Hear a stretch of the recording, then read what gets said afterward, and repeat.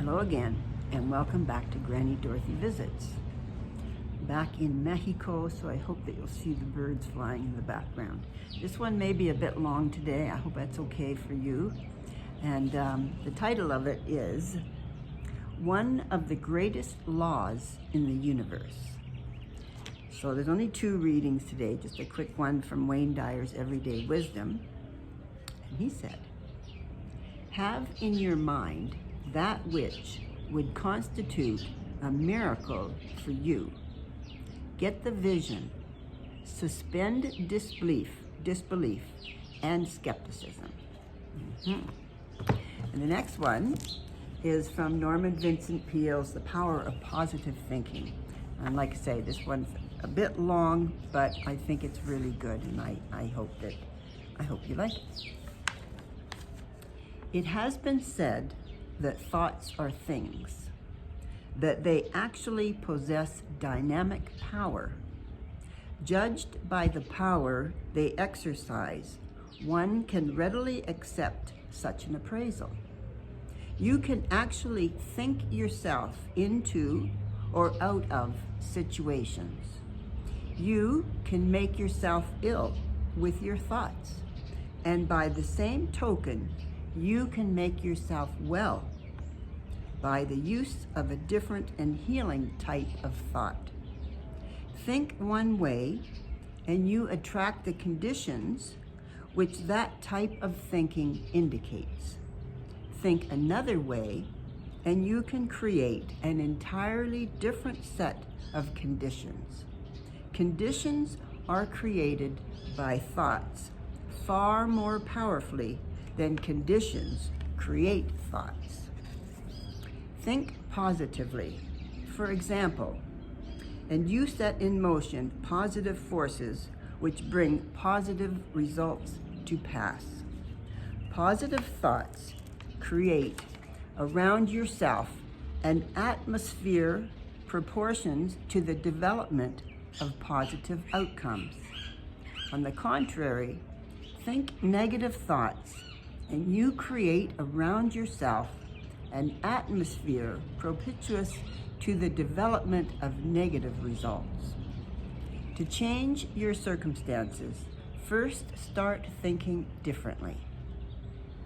Do not passively accept unsatisfactory circumstances, but form a picture in your mind of circumstances as they should be. Hold that picture. Develop it firmly in all details. Believe in it. Pray about it. Work at it. And you can actualize it according to that mental image emphasized in your positive thinking. This is one of the greatest laws in the universe. Fervently do I wish I had discovered it as a very young man.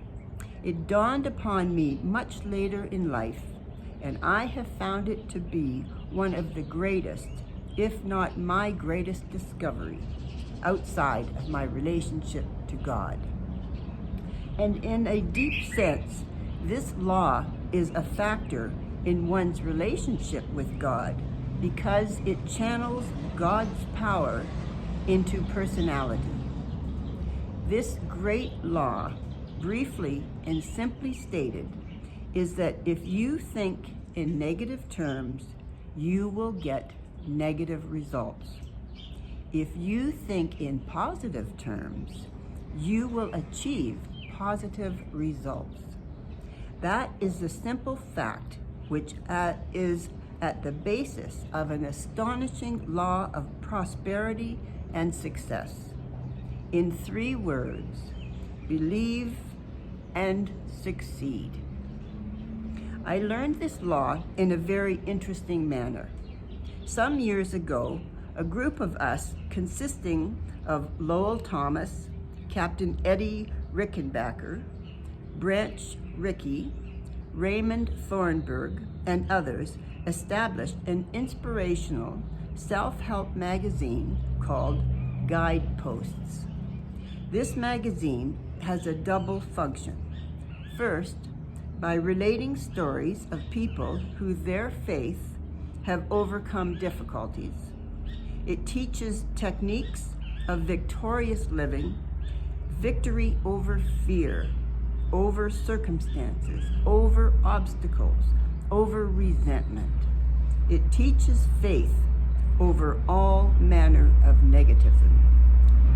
Second, as a non-profit, non-sectarian, interfaith publication, sorry about that, it teaches the great fact that God is in the stream of history and that this nation was founded on belief in God and His laws. The magazine reminds its readers that America is the first great nation in history to be established on a definitely religious premise, and that unless we keep it so, our freedoms will deteriorate. Mr. Raymond Thornburg, as a publisher, and I, as editor, in the starting magazine, had no financial backing to underwrite it. It was begun on faith. In fact, its first offices were in rooms above a grocery store in a little village of Pawling, New York. There was a borrowed typewriter, a few rickety chairs, and that was all. All except a great idea and great faith. Slowly, a subscription list of 25,000 developed. The future seemed promising. Suddenly, one night, a fire broke out, and within an hour, the publishing house was destroyed, and with it, the total list of subscribers. Foolishly, no duplicate list had been made. Lowell Thomas, loyal and efficient patron of Guideposts from the very start, mentioned this sad circumstance on his radio broadcast, and as a result, we soon had 30,000 subscribers, practically all the old ones and many new ones. The subscription list rose to approximately 40,000, but costs increased even more rapidly. The magazine, which has always been sold for less than cost, in order to widely disseminate the message, was more expensive than anticipated, and we were faced with difficult financial problems. In fact, at one time, it seemed almost impossible to keep it going. At this juncture, we called a meeting, and I'm sure you never attended a more pessimistic, negative, discouraging meeting. It dripped with pessimism. Where were we going to get the money to pay our bills? We figured out ways of robbing Peter to pay Paul. Complete discouragement filled our minds. A woman had been invited to this meeting whom we all regarded most highly. But one reason she was included in this meeting was because on a previous occasion, she had contributed $2,000 to help inaugurate Guideposts magazine. It was hoped that lightning might strike twice in the same place. But this time, she gave us something of more value than money. As this dismal meeting progressed, she remained silent for a long time, but finally said, "I suppose you gentlemen would like me to make another financial contribution. I might as well put you out of your misery. I am not going to give you another cent." This did not put us out of our misery. On the contrary, it put us deeper into our misery. "But," she continued, "I will give you something far more valuable than money." This astonished us, for we could not possibly imagine anything of more value than money in the circumstances. "I am going to give you an idea," she continued, "a creative idea." Well, we thought to ourselves unenthusiastically, how can we pay our bills with an idea? Ah, but an idea is just what will help you pay your bills. Every achievement in this world is first projected as a creative idea. First, the idea, then faith in it, then the means of implementing the idea. That is the way success proceeds. Now, she said, here is the idea. What is your present trouble? It is that you lack everything. You lack money. You lack subscribers. You lack equipment. You lack ideas. You lack courage. What do you lack? Why do you lack all these requirements? Simply because you are thinking lack. If you think lack, you create the conditions that produce a state of lack. By this constant mental emphasis upon what you lack, you have frustrated the creative forces that can give impetus to the development of guideposts. You have been working hard from the standpoint of doing many things, but you have failed to do the one all-important thing that will lend power to all your other efforts. You have not employed positive thinking. Instead, you have thought in terms of lack. To correct that situation, reverse the mental process and begin to think prosperity, achievement, success. This will require practice, but it can be done quickly if you will demonstrate faith. The process is to visualize, that is, to see guideposts in terms of successful achievement. Create a mental picture of Guideposts as a great magazine sweeping the country. Visualize large numbers of subscribers, all eagerly reading this inspirational material and profiting thereby. Create a mental image of lives being changed by the philosophy of achievement, which Guidepost teaches monthly in its issues. Do not hold mental pictures of difficulties and failures, but lift your mind above them and visualize powers of achievements. When you elevate your thoughts into the area of visualized attainment, you look down on your problems rather than from below up at them, and thus you get a much more encouraging view of them. Always come up over your problems. Never approach a problem from below. Now let me continue further, she said. How many subscribers do you need at the moment to keep it going? We thought quickly and said, 100,000. We had 40,000. All right, she said confidently. That is not hard. That is easy. Visualize 100,000 people being creatively helped by this magazine, and you will have them. In fact, the minute you can see them in your mind, you already have them. She turned to me and said, Norman, can you see 100,000 subscribers at this minute? Look out here. Look ahead of you. In your mind's eye, can you see them?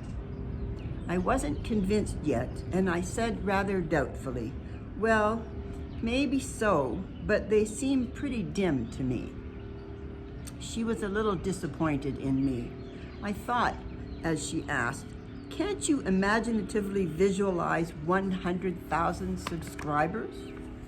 I guess my imagination wasn't working very well because all I could see was the insufficient but actual 40,000. Then she turned to my old friend Raymond Thornburg, who has been blessed with a glorious, victorious personality. And she said, calling him by his nickname, Pinky, can you visualize 100,000 subscribers? I rather doubted that Pinky would see them. He is a rubber manufacturer who gives his time freely from his own business to help advance this inspirational non-profit magazine. And you would not ordinarily think that a rubber manufacturer would respond to this type of thinking. But he has the faculty of creating imagination. I noticed by the fascinated look on his face that she had him. He was gazing straight ahead with rather a look of wonder when she asked, "Do you see 100,000 subscribers?" "Yes," he cried with eagerness. "Yes, I do see them." Electrified, I demanded, "Where? Point them out to me." Then I too began to visualize them. "Now," continued our friend, "let us bow our heads and together thank God for giving us 100,000 subscribers." Frankly, I thought that was pushing the Lord rather hard, but it was justified by a verse in the scriptures where it says, "And all things whatsoever ye shall ask in prayer, believing, ye shall receive them." Matthew 21:22. That means when you pray for something, at the same time visualize what you pray for. Believe that if it is God's will and is worthwhile, not selfishly sought after, but for human good, that it is at that moment given you. If you have difficulty in following this reason, let me tell you that from that moment until the present writing, Guideposts never lacked for anything. It has found wonderful friends and has had fine support. It has been able always to meet its bills, purchase needed equipment, finance itself, and as I write these words, Guidepost is nearing the 500,000 mark, and more subscriptions are coming in regularly, sometimes as many as 3,000 or 4,000 per day. I recite this instant not for the purpose of advertising Guideposts, although I strongly recommend this magazine to all my readers. And if you would like to be a subscriber, write to Guideposts, Pauling, New York, for information. But I tell the story because I was awed by this experience, realizing that I had stumbled upon a law, a tremendous law of personal victory. I decided to apply it thereafter to my own problems, and wherever I have done so, can report a marvelous result. Wherever I have failed to do so, I have missed great results. It is as simple as this. Put your problem in God's hands. In your thoughts, rise above the problem so that you look down upon it, not up to it. Test it according to God's will. That is, do not try to get success from something that is wrong. Be sure it is right morally, spiritually, and ethically. You can never get a right result from an error. If your thinking is wrong, it is wrong and not right and can never be right so long as it is wrong. If it is wrong in the essence, it is bound to be wrong in the result. Therefore, be sure it is right, then hold it up in God's name and visualize a great result. Keep the idea of prosperity, of achievement, of attainment firmly fixed in your mind. Never entertain a failure thought. Should a negative thought of defeat come into your mind, expel it by increasing the positive affirmation. Affirm out loud, God is now giving me success. He is now giving me attainment. The mental vision which you create and firmly hold in consciousness will be actualized if you continually affirm it in your thoughts and if you work diligently and effectively. This creative process, simply stated, is visualize, prayerize, and finally actualize. Isn't that magnificent? I mean, that's great. Of course, this book was written, I don't know, many years ago. I don't know if it's the 50s or 60s, but a long time ago. And as you know, I often read from Wayne Dyer, and that's always his message too. And there's so many of them who say, we have to visualize it, we have to see it, we have to believe it, and it has to be something good that we're trying to achieve.